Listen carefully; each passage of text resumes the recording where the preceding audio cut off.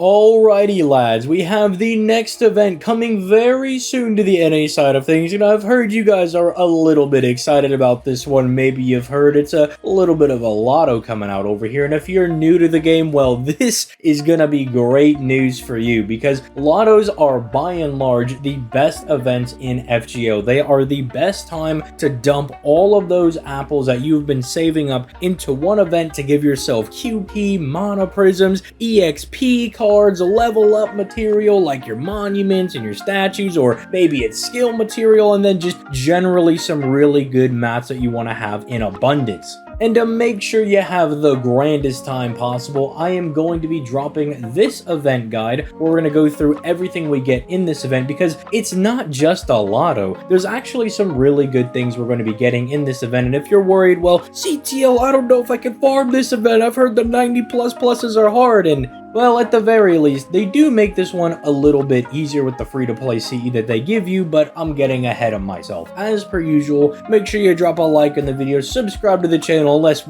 you just don't like being informed about what's going on in the game. You just like running around in the dark being misinformed. Who likes to do that? Surely not you, dear viewer, watching this video, so make sure you keep yourself informed, check yourself before you wreck yourself, as it were. And then let's just start diving right into this video because we got a lot to yap about, so let's just start by diving into the event bonus servants, which aren't exactly the greatest. So if you do pull for Kashin Koji, you actually will have a pretty fun time in this event because not only does she natively just hit really hard because basically as power modded anything that she can bound, which is pretty much most things, especially when it comes to a farming scenario, but some of these other characters, you can find some use cases for them. You know, Chloe and Illya being these big DPS single target servants will come in clutch for the 90++, especially if you do have them, you know, leveled up. Chloe is a free-to-play NP5. If you got her, she could put in some decent work. Sitanai, if you got her built up because of the event bonus damage, maybe you have like an extra NP copy into her, might be able to put in some decent work for you in this one, especially because the enemies she's going to have to chunk are not exactly going to be the largest, but outside of that, you're pretty much just going to be using the new Kashin Koji character that's on the summoning banner, which we'll get into later, and you might be able to find some use cases for some of these single targets. Fuma and Danzo, as much as I love Danzo to pieces, I think she's adorable, not exactly going to be sick, nasty, goated with the sauce in this event. I guess you might be able to use Miyu in the challenge quest, but outside of that, you're really just going to be using the new character that's coming out. Moving into some of the free-to-play stuff that we're going to be getting though, if you play the event, you have 3 command codes available to you. The first one is called Artificial Kunoichi, which is going to give the engraved card 15% bonus damage against demonic enemies, and it drops 2 stars when attacking using the engraved card. The thing that I would just recommend just to make your life a little bit easier is give it to any of the aforementioned servants that already have demonic power mod, just to give their cards a little bit more oomph. I think you could save this for somebody like Takadu who's coming out, or Durga who's going to be releasing, or you could just give this to a Tai Gong you have, you know, maybe a Murasaki, slap it on your Raika, or hey, you could give it to CL whenever she comes out. Just put it on one of these guys so you don't have to remember, okay, what's this power mod? Who does this guy have? Where do I put? Just put it on the guy that already has demonic power mod and save yourself a little bit of a headache. The next one, I'm not even going to try to say. It's Galatea's Weapons Chisel Out. It's going to give the engraved card a 10% crit damage and gives you 200 HP whenever you attack using the engraved card. 200 HP is like decent, it's fun, it's nice, but it's not really going to save your behind in any of these harder fights. But the 10% crit damage is really good. Just slap this on any servant that is basically one of your main DPSs. If you like doing big damage with Super Orion, slap it on him. You like using Jalter, slap it on her. You like using Morgan's big busty crits, or I guess on occasion her big arts crits, slap it on her. Just put it on a person that you want to crit harder. Do they already crit? Yes. Okay, you want them to crit harder? Slap that bad boy on them. Same thing for Infant of Snow's Comrade over here, because this one is going to give you 15% crit damage, but it is mission critical that you only put it on an arts card, because that's the only card it'll work on. So again, you could slap this on, I don't know, like a Morgan, a Jalter, so their arts cards are hitting a little bit harder, or you could save this for like a Yusugi Kenshin who's coming out at the very end of the year. Save it for Summer when Summer Berserker Castoria, whatever we're calling her, comes out. These arts characters that can do some pretty pretty decent crits, throw it on your Summer Ibuki because her arts crits can actually do some decent damage. All in all, not very gimmicky command codes this time around, which I do like to see because I like to have things that I can actually use and things that aren't just going to be sitting in my box doing nothing. But let's move on to the main thing you're going to be farming. We're kind of skipping over the main quest because I'm assuming most people are going to be able to get through those. The main quests for Lottos are generally never all that difficult. It's the free quest, the 90++ nodes that you want to know about. And I will tell you that while all three of these aren't the worst, I definitely think that if you have more of a limited box, waiting for the final 90++ is probably going to be in your best effort because of the free-to-play CE we get for this. But let's break these down. If you're unaware, Lottos generally break into three parts, where you have the first part that has their 90++ node. It's generally the worst one to farm. This one is no exception. And then you have the second one that drops about a couple of days into the event. This one has the full rates for, all the mats and everything that you want to drop. It's really no different from the final node, but you do have to make the distinction of, do you want to farm the second or the third node, because the third node might drop materials that you need. The third one is actually dropping some Tron materials, so if you're trying to get like those characters leveled up, it might be better for you to just wait for the third node and then bust all your apples on that. Still farm the second one to your heart's content, but that's where you use your 100 saved up gold apples and whatnot. And then, like I said, the third one and the second one have the same rate, so when that comes out towards the tail end of the event and runs until the event is over, well, that's just the last node. I mean, the first one is kind of annoying to do anyway. I think it's fine if you have Summer Ibuki, because Summer Ibuki is going to be very good against that 800k Ashia Doman over there, because he is an Earth attribute enemy. Keep in mind, he is also chaotic, he is evil if you want to take advantage of those. He also does have divinity if you do have a servant to match that, but generally people are going to be going for the attribute ones because attribute is generally going to be like 150% to 200% power mod. It's going to be really solid, and Summer Ibuki is going to be really strong going into that. Now you may be saying, well, wait a minute, isn't Kukulkan going to be really good for this because she does a boatload of damage and she has Earth power mod? I could use her against this Doman boss, right? Wrong, Chuckle Nuts, because Doman is an alter ego, and you may have forgotten this, but alter egos are defensively strong against foreigners. So for whatever reason, they put out this busted Kukulkan servant and then say, no, unless you've got the super mega ultra version of Kukulkan, NP5, 120'd, all this nonsense. And even then, we'll see if she'll be able to clear that. She probably can. I mean, Kukulkan is really strong, but your NP1, NP2 Kukulkan is probably going to struggle against this one. Probably better to just use somebody like a Summer Ibuki, but even that is going to require you to do a multi-core setup, which is why I'm saying this is a lot more hassle than I think it's worth. The Doman is larger than the other enemies on the other two nodes, and the drops aren't even as good. You only get 3 of the shop currency and 3 of the Lotto one, whereas on the other nodes, you're going to be getting 3 to 4 for shop currency and 3 to 4 for the Lotto node. So you just get way more drops on the other ones, and Doman is just realistically here to be annoying. The second node has kind of a cute mechanic because none of these enemies are actually that particularly large. Also, it's set up as a 3-2-1 node. So again, people like your Summer Ibuki, your arts loopers that have a large battery, are going to be very well positioned for this one because they can loop the first node, go into the second one, and then even though they won't refund 100% of their NP because there's only 2 enemies on that second node, they will be able to pop their battery, go into the final one, and clean it up. And this one, the Valkyries, you have Ortlinde, Thrud, and Hilder on each of the 3 nodes, and they each have 350,000. They actually have the exact same HP and all the same modifiers and classing and everything. They're all assassins, all sky attribute, all women, all lawful summer, all that good stuff, divine. So if you can beat one of them, you can beat all 3 of them. It's just a matter of finding someone that can beat that up for you. But again, because they are so weak at only 350k, which I know people are going to say, weak? 350,000, that's weak? For a 90++ node, yeah, that is definitely very small. They've split that 1 million HP evenly between the 3, and it does mean that you can kind of get through this one quite easily. If you do have more of a limited box, this is probably the one that you're going to want to hit because it's probably going to be the easiest one for you to do, just considering that all the enemies are quite small, and it's set up in a way that your looping characters have a pretty decent time going into this one. But say you want to go for the final node because you really want those Tron materials. You just don't have enough of these unforgettable ashes. You just need these to level up your characters. Then this is going to be the node you want to go after. The reason I say it might be the easiest for people with Kashi and Koji is that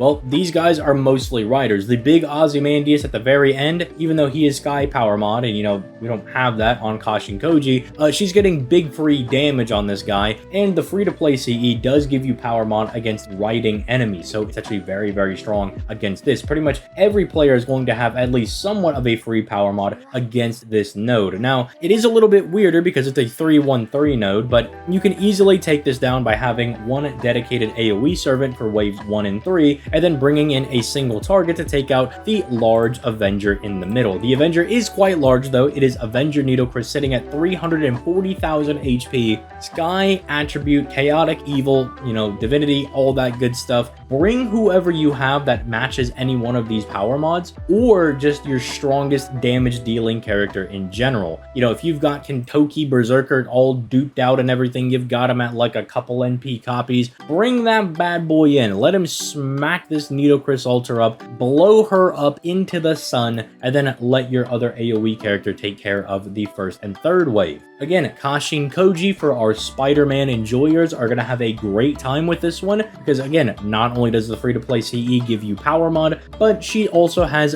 big power mod because she is the new big bad servant coming out. Very, very solid option. Not the worst 90 plus pluses. Even though we have a lot of Sky power mod guys floating around, they have at least gave us some outs for that. Now, there are two free-to-play CEs coming out for this event. The first one is Manor of Repose, and might I say, Nightingale is looking a little, let me stop before I start getting a little freaky now, but this is going to give you a 1 instance of a Guts, as well as a 20% healing received bonus, so you're just healing 20% more. If you're bad at math, you're healing for 1,000, you get an additional 200. It's just that easy. But also, if you're really struggling with the event, it does give you power mod, no starting battery, but hey, with people like Castoria being able to auto get you to 100%, that might just be enough. If you do need to use this and you can't do a max EE setup, by all means, do not let anybody shame you into doing that. Just get those farms in. Farm as much as you can. Whatever you can do to get those consistent farms in so you're saving time and getting as many runs in as possible, by all means, do whatever works. If you need this, you got it. That being said, the free-to-play CE that is available from the shop, Winner's Eye, that is also, let me just say, Britomart is looking mad cute in this art, but no gooning in this video allowed, alright? No gooning, never goon if you're watching the ZTL channel. Anyway, this is going to give you a starting gauge of 50%. It is an attack CE that gives you a 30% power mod against riding enemies. Not rider enemies, riding enemies. The reason that is notable is that there are a lot of archers, sabers, lancers, riders, even some other random chuckle nuts that are just packing the riding passive, and this can be a really powerful CE in your Chaldea. And because it is an attack CE, I do recommend leveling this one up. This is just a really good one to have leveled because you will be busting this out frequently. And again, makes the farming for this event a bit easier because this is the Lotto drop CE. I hecking love it when the Lotto drop CE is actually good. And this one is actually giving you a relevant power mod for the third and final node that you're going to be farming. But speaking of the Lotto itself,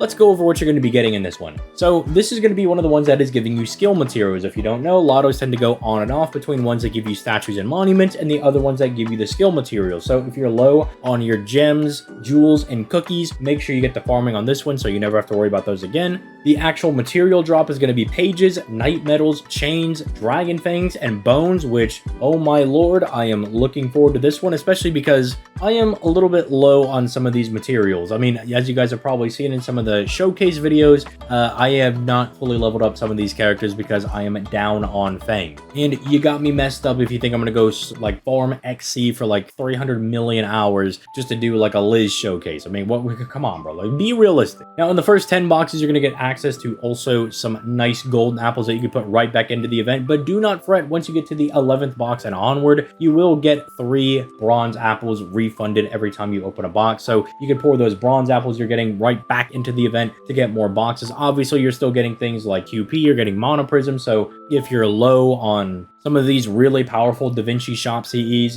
things like Chaldea Tea Time, Chaldea Lunchtime, Bella Lisa, Mona Lisa, just these really strong general CEs, go ahead and pick those up. If you're wondering if you need to go pick up like the random big Merlin in the faux outfit suit thing, like those ones that are like 5% friend point bonus, you don't have to worry about those ones. Save your Mana Prisms if you're a bit lower on them, because we're going to start getting some insanely powerful Da Vinci Shop CEs, things that give you very specific bond bonus, like all beast trait servants that are going to get like 20% bond, your lawful good characters get 20% bond, all casters get 20%, all riders. There are some really, really insane bond CEs that are coming out, so if you do want to do bond farming, make sure that you are actually saving for those. But still grabbing things like Tea Time, Lunchtime, and both of the Mona Lisa ones is always going to be very, very strong. And then finally, there's the banner itself. Now, I will have a video coming out for Kashin Koji within like the next day or so, but I actually think she's a very, very strong servant. I do think if you do want to summon for her, you will not be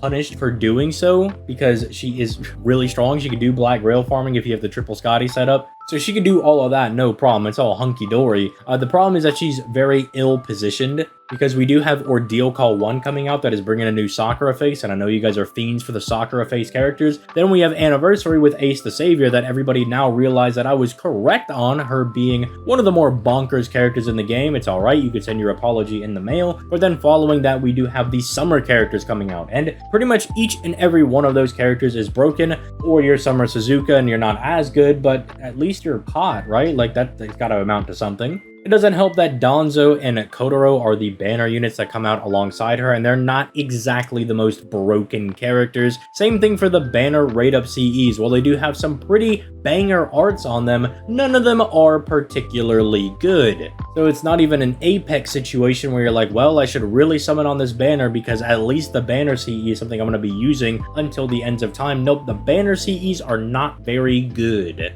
There is a second banner that brings Illya and Miyu back, which, I mean, yeah, like, Illya is a pretty solid servant, and you can do some funny things with Miyu basically being a baby Merlin, but you definitely skip this one because the Anniversary and the summer characters are just better. Same thing with Kashin Koji. And then there's a third banner that's bringing Sitsunai back, which, even though I think Sitsunai is hilarious for her 2 seconds she's on screen in Lost Belt 2, do I think she's worth rolling for? Absolutely not. There is a reason that she has a nickname that if you look in the comments, I'm sure somebody has posted, even if I do think it's pretty mean to call her that. There's a reason she has that nickname. She does get a buff that is going to make her a little bit better, but so much better that you're going to be wanting to summon for her? Absolutely not. So that is pretty much all of the information for the Illya's Castle event. You are now well equipped to go in this event, clap it up, get all your goodies, and then be looking like Fat Luffy with all of those just fat materials you got in your box.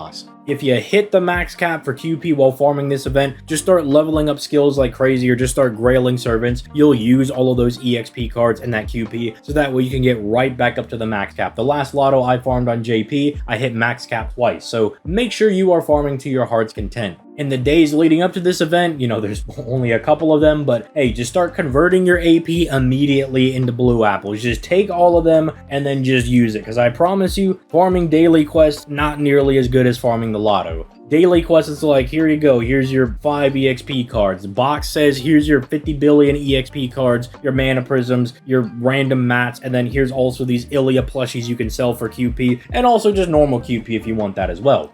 Let me know in the comment section down below how many apples you have stored up. I'd be curious to see how many apples people are going to be going hard on this event. I think I have like 100 something, which is not exactly where I would like to be. I'd like to have like 200 for this event, because I have a ton of characters I would like to grail and get the max skill level. But hey, you know what? I did have to use those for the content, for the streaming, making sure we had AP to clear those events, and I don't regret a thing. I'm lying, I actually regret everything. Never streaming again so I can just hoard all of my apples to stream twice a year whenever the lottos hit. But with all that being said, like, subscribe, all that good stuff, and I'll catch you guys in the next video. Peace, late guys.